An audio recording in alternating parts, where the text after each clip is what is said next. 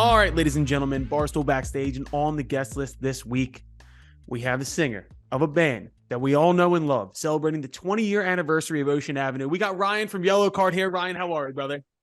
I'm great, man. Thanks for having me. Dude, I saw this email come through. Actually, White Sox Dave hit us up and they're like, yo, do you want to do Yellowcard? And I was like, are you kidding me? Do I want to do Yellowcard? Of course I do.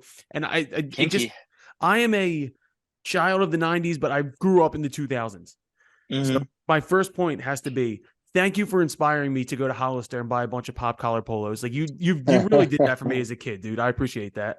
I don't know if I want to like say you're welcome to that even, Dude, how much money but did you guys make off Yellow you're Cards? welcome. Like off Hollister syncs? Just your music being played in Well, Hollister 24/7. I don't know. I don't know how that worked back then. Like what kind of I guess it was probably even in 2004 or 5, whatever it was, satellite radio probably is what the Mm, stores were using, like Sirius XM. But there's companies that do, as far as I know, satellite radio specifically for retailers. So they're not just like listening to an actual Sirius channel. It's like for restaurants and vendors and whatever. There's like yeah, services that curate playlists. But I don't know. I know they sold Ocean Avenue on the counter at Hollister they did, for dude. I sure. So remember that that was like, very vividly. It was like that yeah. and Plans by Death Cab for Cutie. I remember going in there and those were always right there at the front counter. Right. So okay. So if you think I'm like, ooh, pop pink collars, like what do you think Ben Gibbard thinks about that? Like, you know what I mean? That's like next level. Like he's got to just be like, just his skin's just off his body, just crawled off his body, you know? Um, 100%. Especially but because he yeah, looks like that he that works in dude, IT. that that shit helped, man. It really did, you know? There were a lot of little outlets like that back then that all kind of became, small pieces of the bigger picture. And like it was, kids were buying music rapidly still at that time, even though we were on the eve of like the Spotify streaming revolution in 2003 and 4. People were consuming hard copy music still, I mean, record sales were high Yeah, still. you were the last gasp of that. And I mean, when I think about We a band really like were on the last wave, dude. It's crazy to think when I about. think about a band like Yellowcard, and I think about it, and I use this like a loving term, like the MySpace era rock bands, like you, Fall Out Boy, a Hmm. lot of bands like that. You Hmm. guys have lived through more changes than any group of musicians possibly ever. Like just like looking back, and I'm looking through like historical events, I guess, in your career, but I'm watching you guys play TRL and AOL sessions and Last FM sessions, and now you're talking to Yeah. people on Barstool Sports on a podcast, which didn't even fucking Yeah. exist back then. Like, Right. how have you guys ridden the wave after wave after wave? Well, we broke up twice. We got so sick. We got so sick of trying to catch a wave, we just quit. Um, no, it has been wild to watch, man. You think like to your point of our generation of bands and the change we've had to go through. Um, I mean, what would have been before that? Like MTV would have been the biggest sort of jarring thing for a generation of artists, but everything else was still the same. Print press at the time, and cassettes and vinyls were selling like crazy, and the radio was playing your songs, and you had to do like super traditional pay to play radio campaigns and all that Yep. kind of stuff. And but yeah, we've seen. We've seen from Napster to TikTok now. I mean, it's just been an I insane I thing. remember something neither one of you has mentioned yet, but what turned me on to you guys and was fucking huge was Madden Hmm. 2004, Was it I'm only pretty one sure or Ocean Avenue? it was way away, and we were on. Oh, that's dude. And right. it Yeah, was like one of the first songs I heard by them, and it was one of the best songs on the soundtrack. But that game was huge. yeah, Like you yeah. I said, there mean, was at no the time, streaming or Madden anything. was at the time. I think Madden was the highest selling video game in Big I don't time. know about the world, maybe the world. Maybe FIFA wasn't as big as it is now. I'm a gamer, so Was this I'm Mike interested in that Vick? stuff. But Was this Mike Vick cover Madden? Yes. Yes, Yes. and I yeah, remember doing 2004. mini camps and like just Yes. running back yeah, drills with Way yeah. Away and like Franz Ferdinand blasting in the background. Yes. Holy I shit, think we were Dante. on. I think we were on 2007 Madden as well. I'm pretty sure we got that song, our song "Fighting" on '07. But either way, that was huge. Funny thing about being on Madden too is like, in 2004, we were young and dumb and like doing the whole young Hollywood Manhattan party life thing. It was absolutely insane. But we'd go out to like fish out of water, like the five of us in like a full on club, raging club in Hollywood or New York or whatever, like you'd walk in, but you'd walk into these places and you know, people who are like club people, like people who listen to EDM and like would never be, oh, Yellowcard, I'm coming to a show, would come up to me and be like, that's my shit on Madden, man. I know who you are because of Madden. So it just shows you the reach, you know, that those kinds of opportunities had back then. And it's funny how that was like a thing. Get on the Madden soundtrack, you know. Oh yeah. I'm sure it is now too, still, but I I don't think think they're picking. but I think I don't you think I guys don't think they're picking up like Van and Trailer pop punk bands. no, Probably I not. think I you don't think guys that's a thing. I think you guys made that into a thing. Not Mm. you necessarily, but the first few seasons of that was like unheard of to Yeah, acquire yeah. like They came. actual soundtracks for a video They game. came to the studio, like the EA team came to the studio back in 03 when we were making the record, which was really cool. So we knew we were getting that opportunity super early on. And I think Wow. if I remember right, we brought them in to be like, listen to what we have so far and see if you vibe with any of these songs. And yeah, Way Away ended up getting on it. But huge opportunity for sure. It was just, again, another one of those little pieces of the puzzle that made that chapter of our career so incredibly wild. Was there any part of you that while the EA team was there, you were thinking about shoehorning a football reference into a song? Just like, have you ever heard like Scott Stapp from Creed do the theme song to the Miami Marlins? I have not. Don't No, me neither. actually. No, you Can't should. say I follow a lot of Scott Stapp activity in my daily routine, but Shame on you, dude. Because I'm in an email after this. I'm sending this over to you. It is one of the funniest fucking All right. things you will ever see. But I'm glad you didn't Please do. shorten it out. Yeah. But it's funny because you brought up something where you're like MTV was like that great kind of like asteroid hit the dinosaur moment for part of traditional, music industry. Yep. In your lifetime as a musician, there's been like 10 MTVs. Like every new dawn of social media winds up bringing this new, like, how do you market yourself? How do you move this way? There's this new avenue to do this. Like, it is impressive in 2023 for you guys to have kind of reinvented yourselves in your career time after time. And now you're stuck talking us two idiots. It's amazing. It's exhausting is what it is, man. Yes, I mean, it is. how do you keep up with all this stuff? It's like, and for better or worse, however it's going to end up affecting the human race, TikTok is just, it's just a phenomenon and it's just insane. I mean, it's literally defining songwriting. It has changed the formula for a pop song, and I mean, whether you're a fan of pop or pop rock or whatever, pop music the songs have a formula and they always have. I mean, you go verse, chorus, bridge, chorus. That's how those songs go. That's why they work. There's the human brain wants to hear a song go like that, Yep. And I know for a fact that there are A&R people in the world, signing, pulling up young new artists from TikTok, from Instagram, whatever. That's how you get signed now, Yeah. and basically encouraging them to produce all of their songs with the chorus of the song at full volume, full speed, right from the first beat of music. Yep.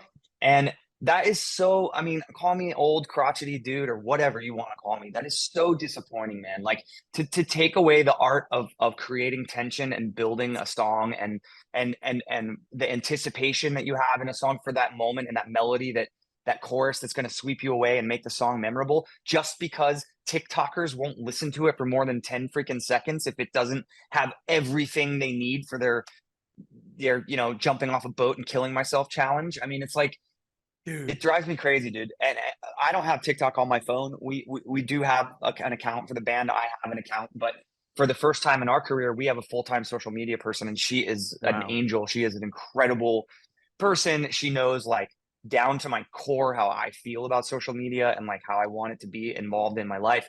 So she takes a lot of that into respect when she's curating social media campaigns and operating my accounts for me. Like I've never logged into TikTok, but so if you're on TikTok, you're talking to me, you're talking to my friend. It's like I don't want to let any more of that stuff take up any more space in my brain. And it's like I was a little worried about it for a while, as far as like, should I be more involved? Should I download the stupid freaking app and just have it? And who knows, it could be another revenue stream for me. It could be, but then we got out on this tour and we're literally selling out amphitheaters and I still haven't downloaded the app. It's like, somehow there's something in the water where we have been able to come back this time around bigger than we've ever been in our entire career with, in my opinion, an extremely tasteful use of social media. I have a theory for this. All right. The social media or why we're bigger?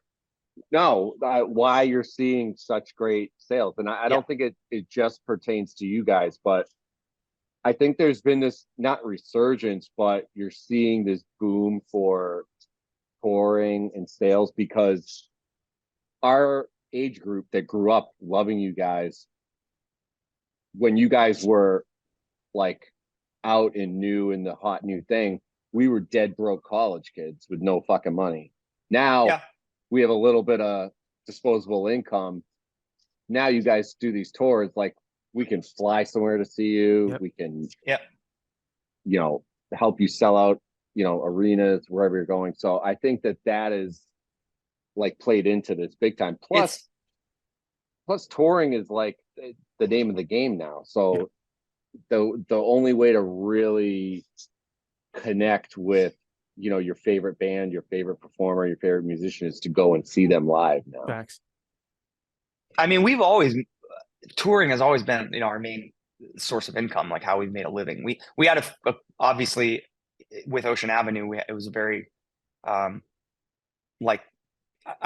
it was a remarkable thing that that song got on the radio and did what it did, but that was the only time that ever happened in our whole career. So yes, we did have a very healthy drop in the bucket in 2004, 5, 6 from royalties and stuff like that, but it tapered off, and touring is how we've made a living. But just to counter a little bit, I agree with what you're saying, but it still doesn't quite add up for me because and last night in Detroit is like the best example so far. I think Chicago might beat it, but Detroit is in the running to be the highest selling show of the tour, which is crazy in the first place. But because we've always had, Detroit's been somewhere we always go on tour, but it's never been like the show of the tour, But just to have you kind of be like, yeah, that is still, how do you explain that?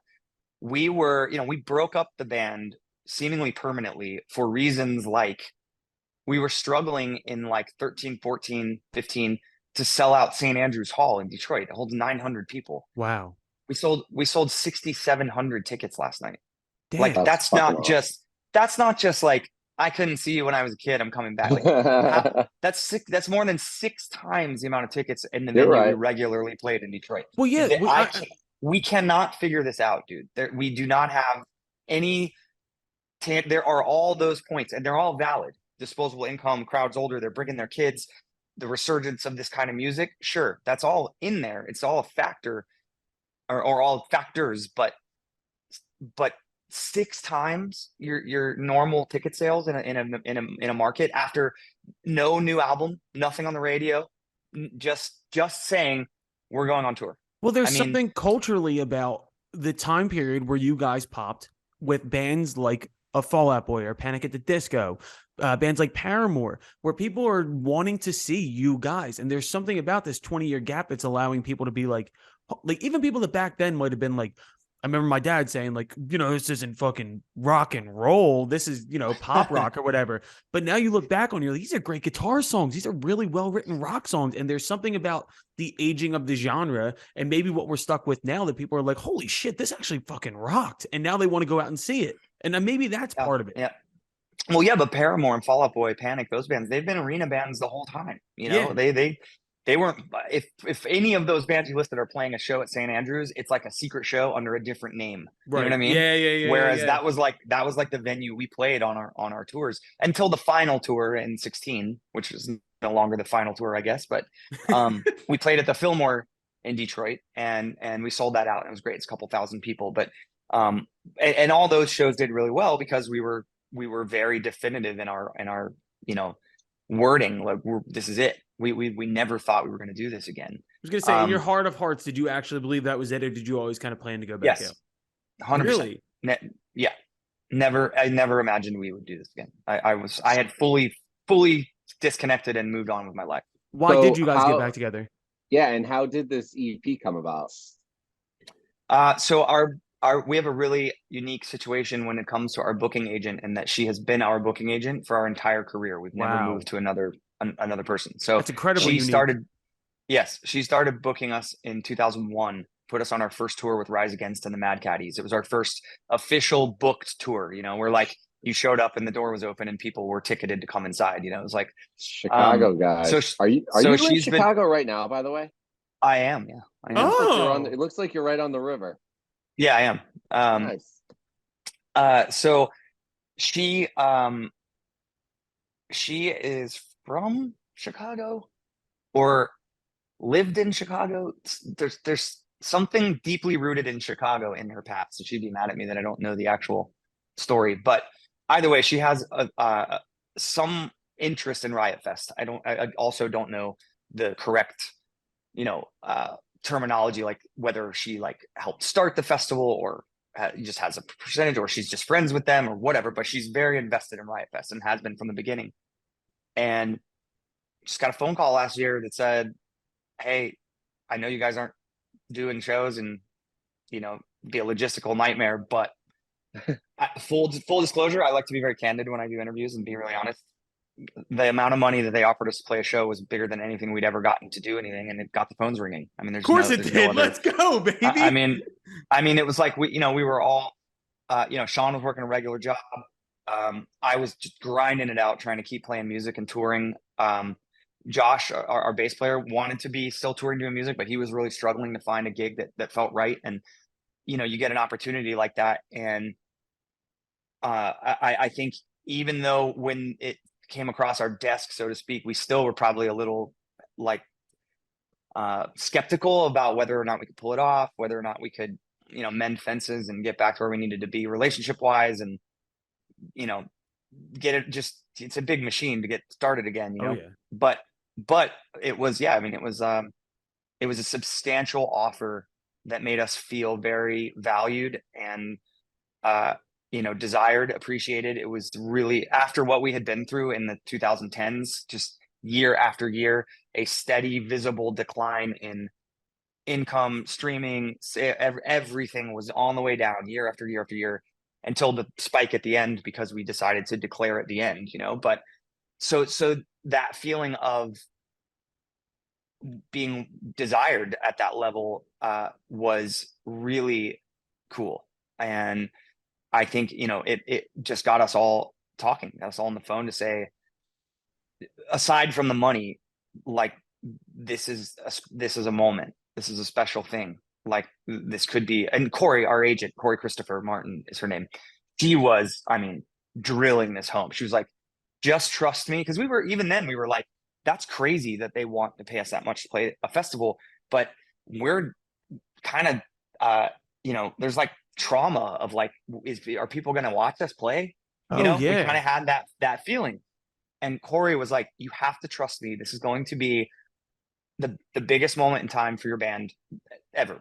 Like it's going to start a whole thing. And we were, we have had her with us for 22 years for a reason. And we trusted her and said, okay. And lo and behold, we show up in Chicago and play for like 40,000 people. That's what the fuck I'm talking about. The show was like an out of body experience, bro. It was insane. And we immediately were okay. Well, what now? Like, is there more out there? And we were thinking like festivals. We were thinking, can we do this type of thing some more? And Corey came back and was like, well, funny you should ask. Live Nation already has an entire tour offer on the table. Let's and now go. I'm ready to show it to you. And that's where, that's how we end up where we are this summer. Playing the biggest rooms we've ever played in our whole career. So how did the new music come about? I want to plug this new EP before we, true. Yeah. we have to let you go. Yeah, so we have a new EP called Childhood Eyes coming out on the 21st. It's almost Great here. song, by the way. I just listened to that. Thank you. We've been having so much fun playing it live every night. We didn't know how it was going to go. The streaming's been through the roof on it, so it's been doing well. And we thought, some people are probably going to know it, but actually, of all the songs on the EP, it is the one that's kind of a little outside of the box. Mm-hmm. Most of this EP is very much exactly what you're looking for as a Yellowcard fan. We were very deliberate with the songwriting in that way. And I think Childhood Eyes is the one song that's sort of a little left of center out of the batch, but it's really resonating with people, and it's been stick live every night. It's been so fun. But it comes out on the 21st, and we had no plans to make new music. When we first started talking about putting all this back together, there was still a lot of strain on certain relationships internally in the band, and our manager was just kind of like, I just don't see you guys going in like a studio and sitting there for 8 weeks together every day, Yep. and at the beginning. But then we did Riot Fest, and it was such a I love it, such an man. incredible experience that we were like, we have to make some music, man. We got to try.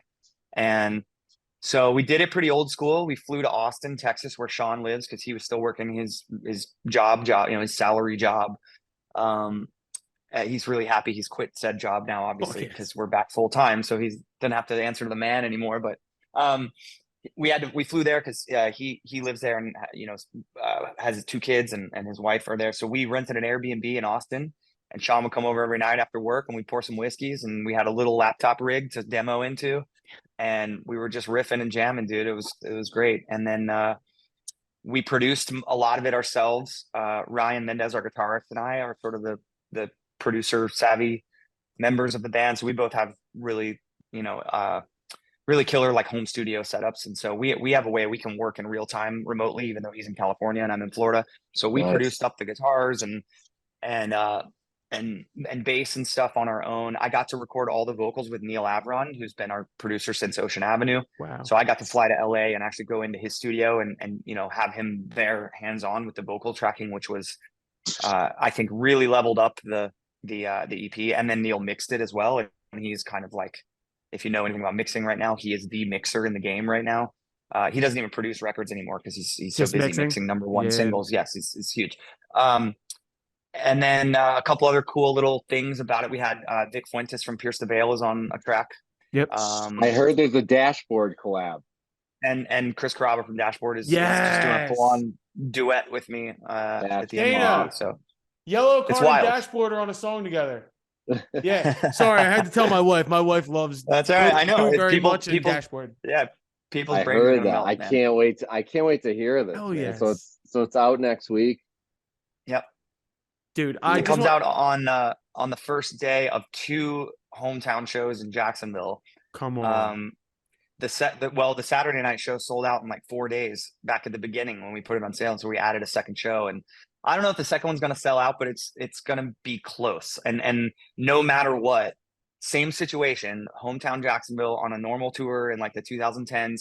There was a little venue downtown called Mavericks. It was like a line dancing bar that was equipped for shows. There wasn't a really good like 2,000 seater in Jacksonville. There's never been like a House of Blues style venue there. So we would play at this place Mavericks, and it like holds like 1,100 people. And if it sold out, it would sell out like day of show. We're almost at 8,000 tickets in Jacksonville over the 2 nights. Like what? Explain that to me. Explain it to me. I'll explain it to you. I don't understand. It's too big of a gap. It just doesn't make sense. You guys were gritty and you stuck it out and you waited for your right moment and you did it. And I'm honestly, I've always been a fan. I'm a bigger fan now. I'm a fan to the point where the first song I ever played with another musician was Lights and Sound in 6th grade with a kid named Matt Ho as a 2-piece band. I'm a fan. I can't thank you enough for stopping by. I didn't know what we were going to get into with the interview. This was fucking sick. Yeah, great. Good. Do me a favor, find Dante tonight. Are you guys playing tonight or are you playing tomorrow in Chicago? We're playing Minneapolis tomorrow, Chicago the next night. If you're in Chicago right now, Dante is the man of Chicago. He's in his own club right now. You call Dante and you guys go out and get hammered together. Do me that favor, all right? I'll try. I'm on extreme like vocal care. Then silently get fucked up. Let's go. Yeah. We're going to see Mission Impossible tonight. I'm pumped. Ooh. I love a fan. I love a band field trip.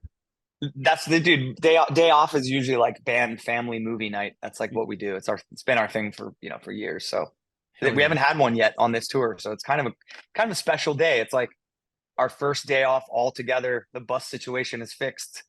And which I told you guys about before we started recording. And, we can just go enjoy our day off as a family, it's great. And that's the thing too, I guess I'd leave you with this too, that the positivity, dude, the gratitude, the camaraderie in the band, we've had a lot of lineup changes. It's been a big point of contention with the fan base and in certain ways throughout the years. And to those fans that have always understood and stuck by us through all those things and weathered those storms, we're forever grateful. But this right now, the 4 of us, myself, Sean, Ryan Mendez, and Josh Portman, this is the longest running lineup in the history of the band. This lineup's been solidified for over a decade. And the way it feels right now, all of those things, that gratitude, that humbleness, that connectivity and camaraderie, all those things are at higher levels than they have ever been in the history of the band. I mean, you can just feel, it's palpable. You can feel it on stage, like how much we are like just firing on all cylinders when we're playing, you know, when the bantering on stage, the connection, the chatter on stage, it's just like different. Something is very different. And it's, you know, it's not just the ticket sales. So I don't know what comes next. If we don't get this opportunity again, I think different than in previous chapters, we would be happy to bow and step away again and say, wow, what an incredible opportunity we got, as opposed to, you know, spending the next years chasing our tails trying to get back to this again. I think we're in this headspace, excuse me, of just literally one thing at a time, man. Let's just do one show at a time. If Live Nation doesn't come back and offer us this big tour again, then we'll go back to living our lives, you know. But while we're here, we're going to enjoy every second of it. That's great perspective, man. That's I'm really, really happy for you guys. Thank you so much for coming on. I have really quick before we let you go, I forgot to ask you this earlier on. I don't want to preface this with anything. What are your thoughts when you hear all these big EDM DJs and acts playing these remixes of Ocean Avenue and all these giant festival sets, these clubs? Like, do you roll your eyes, or are you like that's pretty fucking cool? So funny enough, I am kind of a full-on EDM kid now myself. Ooh. I don't really listen to rock and roll anymore at all. No shit. Now, I don't listen to the artists that you are talking about. Like, you're not going to find me at a day club in Vegas by the pool, you know, like ripping out. I listen to a lot of real kind of, there's a big groundswell, mostly in Europe, but this scene of like independent EDM, it's like indie rock in the early 2000s. I mean, there's this swell of these producers and artists that are doing this, like, kind of, it's super dancey, but it's like ambient, all like a lot of field recording, you know, like real sounds that they're using to make their loops. Pretty good. And it's it's vibe music. It's not party music. You know what I mean? Like, I don't know how else to explain it, but there's a long list of artists, like the big ones you would know, like Bonobo, John Hopkins, like these guys who have just been pushing the envelope for decades. Like, I've gotten really into that over the last decade or so.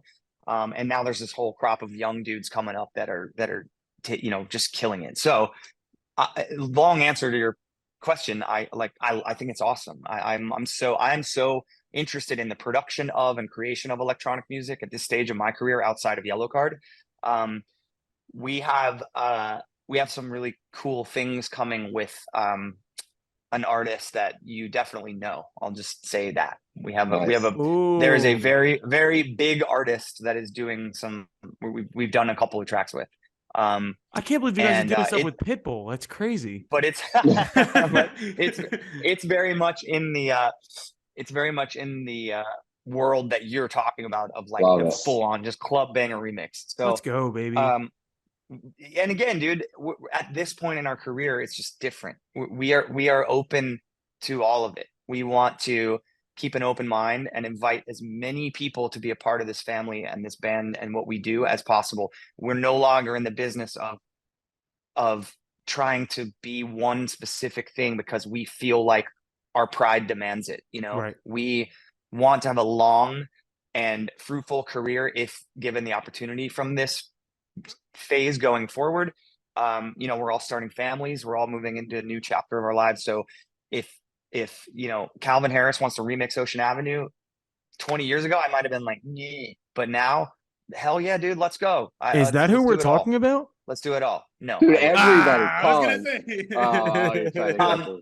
No, I shouldn't even say I wish, because the artist that we're doing it with is it's insane. He's massive. I just didn't want to say his name because I don't want to give it away. So that was the first one. That was the first like massive DJ that came to my mind, you know? Hell yeah. Well, dude, everyone go see Yellowcard on tour if you can get a ticket, if you can.